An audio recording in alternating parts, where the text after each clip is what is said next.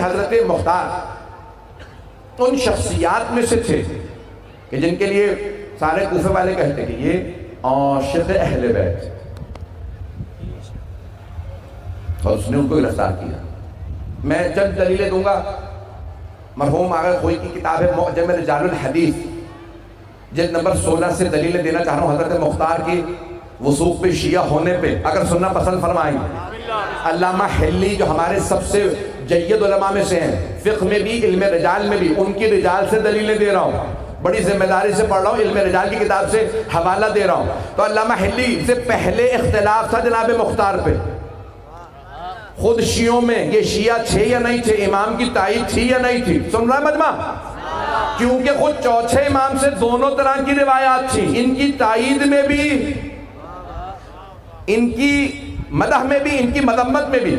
تو تمام علماء میں اتفاق تھا، یا جو مدح کی ہے امام نے وہ تقیہ پہ محمول ہے، یا جو مذمت کی ہے وہ تقیہ میں ہے۔ پتہ نہیں مجمع ہے یا نہیں؟ بھائی کنٹرڈکشن ہے نا، امام کے قول میں کنٹرڈکشن ہے، اس کا مطلب ہے جب امام کہہ رہے ہیں میں تائید کرتا ہوں تو وہ تقیہ میں ہے، یا جب مذمت کرتے ہیں تو وہ تقیہ میں ہے۔ تو کچھ علماء کہتے تھے یہ جو تعریف کی ہے یہ تقیہ میں، کچھ کہتے تھے نہیں جو مذمت کی ہے وہ تقیہ میں۔ علامہ حلی نے آ کے مسئلہ حل کیا 700 سال پہلے، کہ وہ جو چوتھے امام نے تردید کی ہے وہ تقیہ میں ہے۔ دلیل کیا ہے؟ کہ انسان جب کوئی زندہ ہو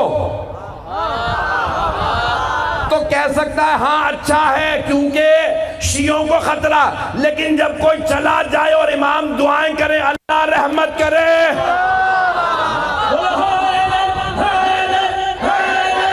آل محمد کے ماننے والے ہیں، آل محمد خود ان کو دعائیں دیتے ہیں۔ جب کسی نے پوچھا چوتھے امام سے مولا مختار اب دنیا سے جا چکے، اب بتائیے آپ مانتے تھے یا نہیں؟ کہ رحم اللہ مختارہ، خدا رحمت نازل کرے مختار پہ، ہماری بیوگان بال نہیں سنوارتی تھی، اس نے جب مولا حسین کا میرے بابا کا بدلہ لیا، بنی ہاشم کی خواتین نے بالوں کو سنوارا، کہ ہمارے گھر میں میٹھا نہیں بنتا تھا، خوشی نہیں ہوتی تھی، مختار نے بدلہ لیا، ہم نے خوشی منائی۔ مرحوم آغا خوئی فرماتے تھے، سید ابو القاسم الموسوی الخوئی اپنی علم رجال میں فرماتے ہیں، کہا کہ اگر امام علیہ السلام راضی نہیں بھی تھے حضرت مختار سے کہ وہ بدلہ لیں، تو امام علیہ السلام پہ جائز نہیں ہے، چاہے تعریف کر دیں جائز نہیں کہ حوصلہ افزائی کریں، انکریج کریں۔ اگر کسی کا کام صحیح نہ ہو تو امام خاموش رہ سکتے ہیں، انکریج نہیں کر سکتے۔ مجمع نہیں ہے، سارے مجمع کی توجہ ہو۔ جب حضرت مختار نے سر بھیجے، 3 سر بھیجے 3 ملعونوں کے، اگر ہو ذہنوں میں ہے نا کون سے 3 سر آئے تھے؟ عمر سعد کا سر آئے، مولا نے پہلی مرتبہ واقعہ کربلا کے بعد مسکرا کے دیکھا، سروں کے لانے والے سے کہا مختار سے کہو عمر سعد کا سر تو بھیج دیا، ہرملا کا سر کب بھیجے گا؟ مولا حوصلہ افزائی کر رہے ہیں، یعنی مار ہرملا کو بھی۔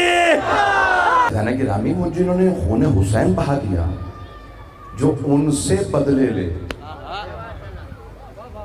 سب کو کیفر کردار تک پہنچائے، اور ایک ایک آدمی سے سوال کرے بتا تو نے کربلا میں کیا جرم کیا تھا، وہی سزا ملے، اور پھر تلاش کر کر کے انہیں جہنم میں بھیجے۔ اب سوچیے اس کا مقام کیا ہوگا۔ اور انہوں نے نعرہ کیا لگایا تھا؟ ان کے پرچم پہ کیا نعرہ تھا؟ یا لثارات الحسین، یہی تھا نعرہ۔ بھئی تمام مورخین نے یہی لکھا ہے، یہ صرف شیعوں نے نہیں لکھا، یہ آج نہیں کہا کسی نے، سب نے یہی کہا کہ جناب مختار کے پرچم پہ جو نعرہ تھا یا لثارات الحسین، اے خون حسین کا بدلہ لینے والوں آ جاؤ۔ پوچھو ائمہ اہل بیت سے، جب 12ویں امام ظہور کریں گے اور پرچم اٹھائیں گے پہ نعرہ کیا ہوگا؟ امام معصوم نے فرمایا لکھا ہوگا یا لثارات الحسین۔ میں نے ابھی جو عنوان دیا تھا وہ زیارت وارثہ کا جملہ، جو چھٹے امام علیہ السلام نے فرمایا، السلام علیکہ یا ثار اللہ